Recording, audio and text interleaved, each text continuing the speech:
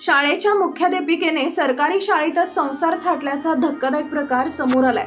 शाळेतील एका खोलीत शिक्षिका पती सोबत राहते, त्यांचे संसाराचं साहित्य सुद्धा खोलीत ठेवण्यात आले।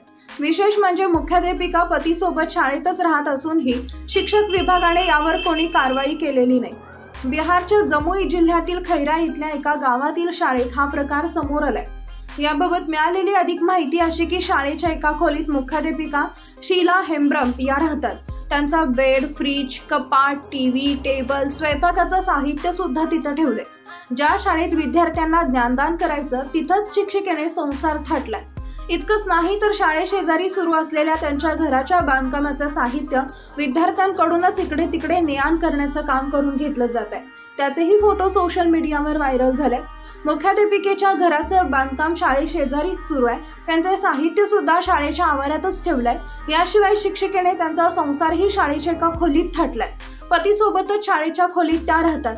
1ली ते 8वी पर्यंत वर्ग असलेल्या शाळेत 130 विद्यार्थी शिकतात। गेल्या काही महिन्यांपासून शिक्षिका शाळेतच राहते।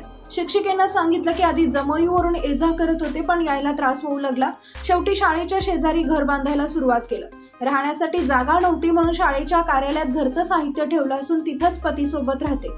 शाळेत मुख्याध्यापिका पतीसोबत राहत असताना शिक्षण विभागाच्या अधिकाऱ्यांना मात्र याची माहिती नाही। आता विद्यार्थी आणि पालकांमधून संताप व्यक्त केला जात आहे।